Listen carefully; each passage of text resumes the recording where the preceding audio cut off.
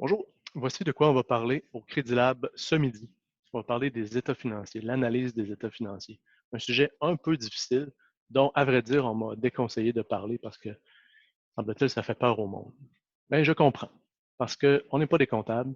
Les gens de crédit ne sont pas nécessairement allés à l'université, encore moins en comptabilité. Nos patrons sont des comptables, par contre. Eux comprennent le langage de la finance. Pourquoi pas apprendre à parler leur langage? D'ailleurs, si on veut comprendre le fonctionnement d'une entreprise, il faut comprendre le fonctionnement des états financiers. Le financement, la structure de financement, le niveau de risque que l'actionnaire de la compagnie accepte de prendre lui-même avec sa propre compagnie, jusqu'à quel point il fait confiance.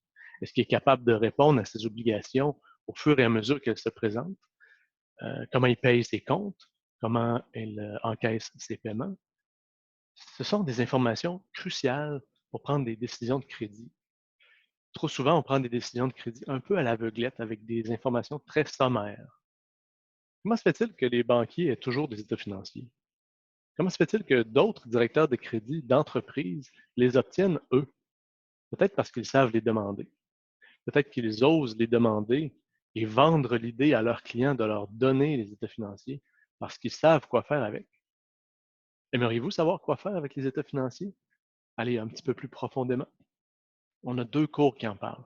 Mais sans nécessairement aller à fond puis prendre les cours, on a décidé de vous donner un aperçu aujourd'hui avec une méthode efficace, simple, rapide pour avoir un survol des états financiers et mettre certaines choses en relation, en perspective, de façon intuitive, sans nécessairement faire des calculs extrêmement élaborés, sans avoir une formation comptable. Ça va vous aider à démystifier les états financiers et à savoir quoi faire avec. Une fois que vous savez quoi faire avec, vous saurez comment vendre l'idée à votre client de vous les donner et vous apporterez une valeur ajoutée à votre travail pour votre patron. Il faut savoir aussi que les postes seniors en crédit exigent souvent une capacité d'analyse financière. Ça fait partie du métier. Donc, éventuellement, vous devrez probablement, si vous voulez monter les échelons, développer cette compétence.